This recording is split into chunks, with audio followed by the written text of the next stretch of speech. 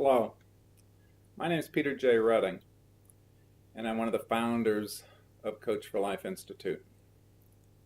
We have been training and certifying coaches now since 1996. We were one of the first programs with the ICF that got fully accredited back in 1999, 2000. We actually have two fully accredited programs. And the topic that I'd like to address for you, maybe for the next 4 or 5 minutes, is corporate coaching. It's gotten a lot of press over the last several years.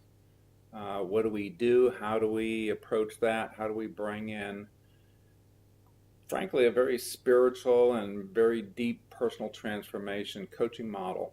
And how does that work? Does it work in a corporate environment, in organizational environments, regardless of the type of organization it might be? Whether it's a civic organization, an educational institution, an NGO or a nonprofit organization.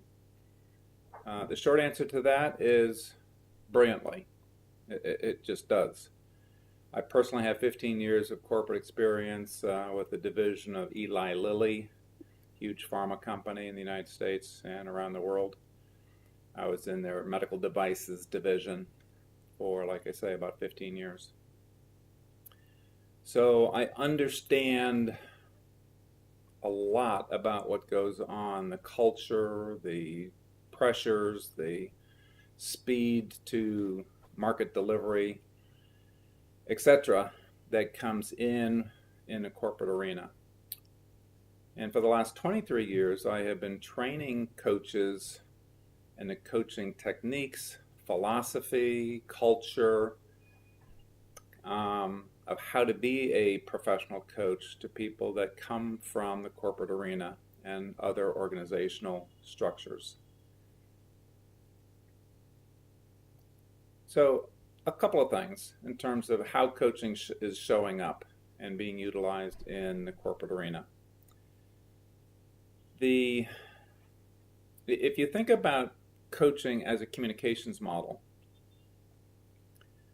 then to bring in the corporate or into a corporate arena, the coach approach is supporting the supervisors, the managers, the leaders, the executives at all levels to approach their jobs a little bit differently, from a command and control, which is still rampant in the world today, to one that has a coach approach, which basically says, ask more, tell less. As basic as that is, there's some unlearning that has to take place in order for new learning to replace the old learning. And that has taken time. That is for a lot of executives that come through our training, is a dramatic, different mindset and approach to what they've been doing for 15 years, 25 years, 40 years, and so on. But the results are spectacular.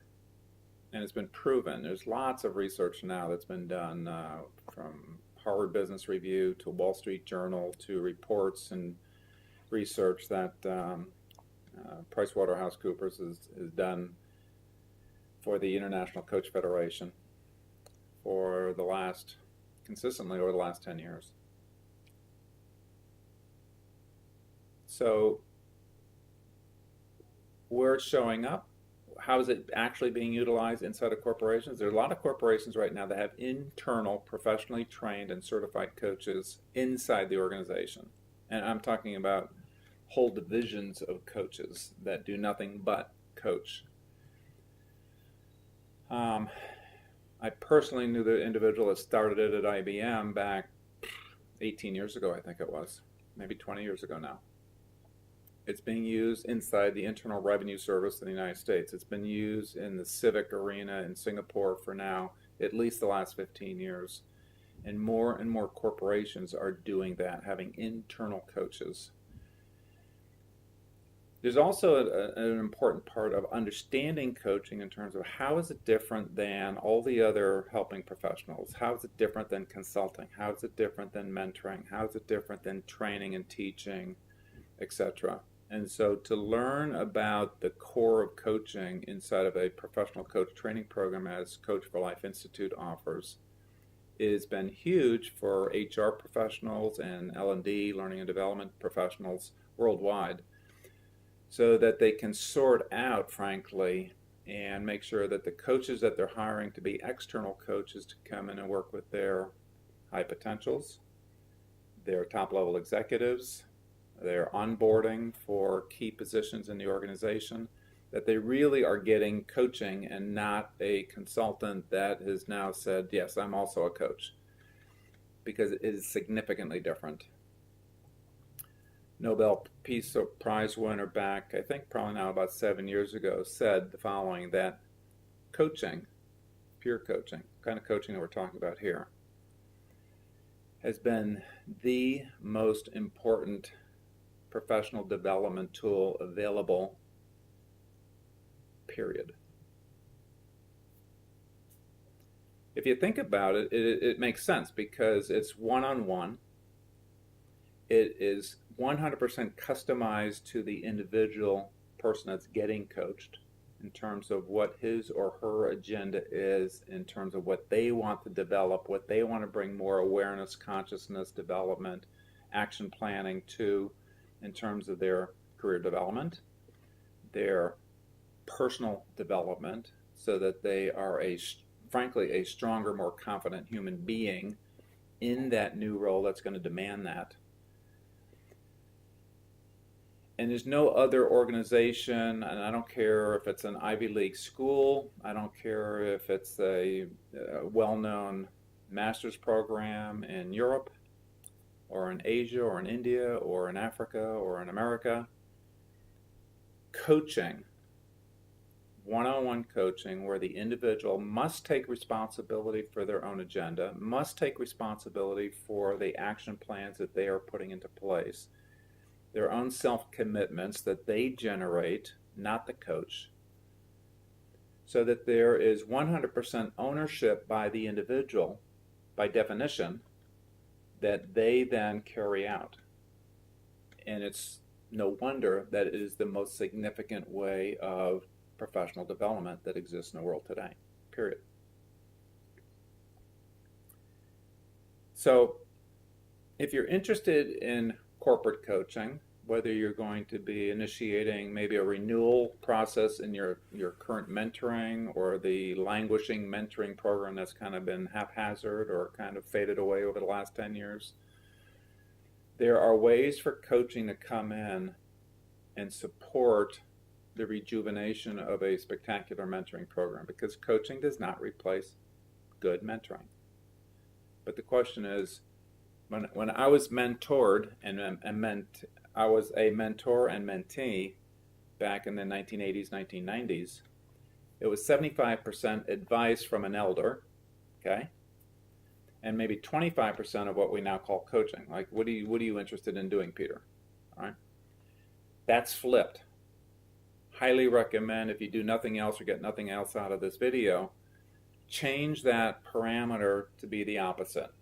It ought to be 75% current day modern professional coaching, where you're asking them what they want to develop, what they want to do, how they want to go about doing it, making commitments to themselves in order to do that, and still hold on to that 25% elderly advice, because you know more about the industry, you know more about the company, you know more about this functional area in terms of what it's doing in the future of that than the individual that you're mentoring. But drop the advice of how to create a career in this organization, because frankly, the way that you did it 15 years ago or 20 years ago is not going to be the same way the millennials are going to do it in the next 10 years or the next 3 years. So drop that whole bunch of things that frankly that I was responsible for as a mentor to convey to my mentee in 1990. It doesn't apply anymore. So there's a shift to, again, asking versus telling.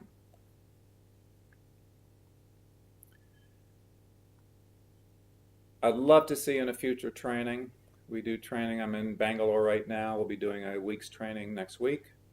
I'll be going on to Delhi and doing another week's training there, another week in Mumbai before returning to Orlando, Florida, where I reside. And we do trainings out of the U.S. in Orlando, Florida. So I am looking forward to seeing you in a future training. And please, if it's not through Coach for Life, read up about professional coaching and don't accept somebody that says that they're a coach without checking their credentials. People that call themselves coach and come to our training, they themselves admit within 2 days, they'll say, wow, what I thought was coaching was really advising, was really consulting, was really directing, was really authoritative. And I see how this is so much more powerful for the individual and the individual's development and growth. So with that, I'll sign off. This is Peter Redding at Coach for Life Institute, coachforlife.com. Have an awesome day.